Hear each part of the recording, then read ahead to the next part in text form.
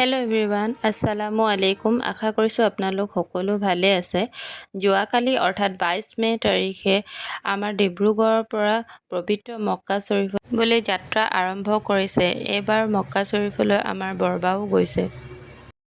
গতিকে আমি তেখেতক আগবঢ়াবলৈ ৰাতি প্ৰায় 7:45 মান বজাত ঘৰৰ পৰা সকলো ডিব্ৰুগড় ৰেল ষ্টেচনলৈ বুলি আগবঢ়াবলৈ গ'লোঁ। স্মৃতি হিচাপে থাকি যাবলৈ এই বিশেষ মুহূৰ্তবোৰ ধৰি ৰাখিবলৈ চেষ্টা কৰিলোঁ, তাৰ কাৰণে যাতে কোনোৱে একো বেয়াকৈ নাভাবে। এইবাৰ হজ যাত্ৰালৈ বুলি আমাৰ গাঁৱৰ পৰা 4জন গৈছে সৰ্বমুঠ, 2জন মহিলা আৰু 2জন পুৰুষ। এয়া গাঁৱৰ সকলো ৰাইজ, ডেকা বুঢ়া সকলোৱে তেওঁলোকক আগবঢ়াবলৈ বুলি ডিব্ৰুগড় ৰেলৱে ষ্টেচনলৈ গৈছে। আপোনালোক সকলোৱে দোৱা কৰিব যাতে আল্লাহে সকলোৰে হজ কবুল কৰক আৰু সকলোকে যেন যাবলৈ তৌফিক দিয়ক। এয়া আমি আহি ষ্টেচন পালোহি। এতিয়া আমি ষ্টেচনৰ ভিতৰলৈ সোমাই যাম। বৰবাহঁত যিহেতু কাকাৰ গাড়ীত গৈছিল, গতিকে বৰবাহঁত আগতীয়াকৈ নামি গ'ল। হজ যাত্ৰী যোৱা দিনাখন ষ্টেচনত ইমানেই এটা সুন্দৰ পৰিৱেশ হয়, সেই মমেণ্টটো সদায় পোৱা নাযায়। গতিকে ভাবিলোঁ যে এই মমেণ্টখিনি ধৰি ৰাখোঁ বুলি। এয়া চাওক, ইমানেই মানুহ, চাৰিওপিনে মানুহৰ ভিৰ পুৰা।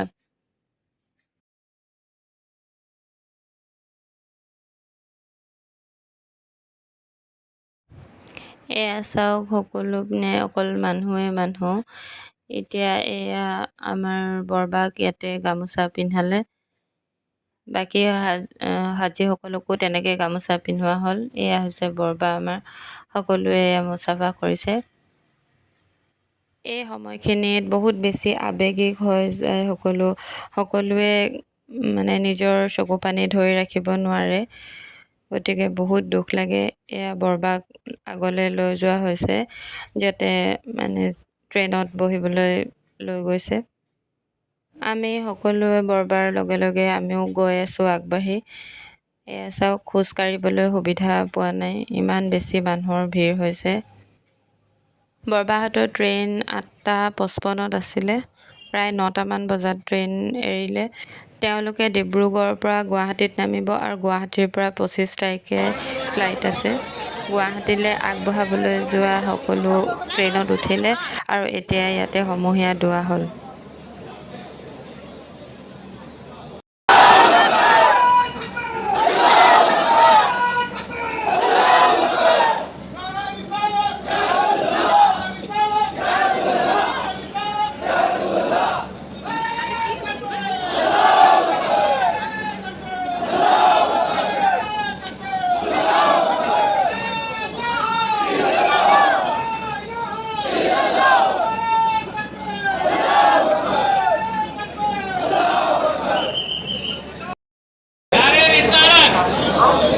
मदीने का सफर मुबारक हो।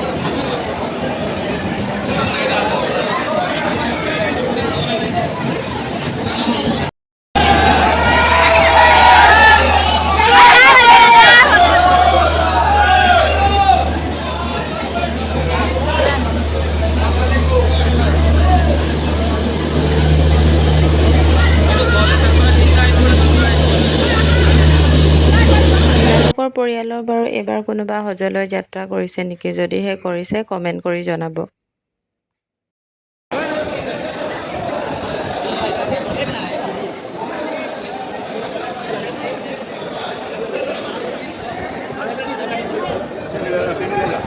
ষ্টেচনৰ পৰা ওলাই আহোঁতে সকলোকে চিৰণি বিতৰণ কৰিছে। শেষত মেমৰি হিচাপে থাকি যাবলৈ ফটো কেইখনমান এড কৰি দিলোঁ। থেংক ইউ ফৰ ৱাচিং।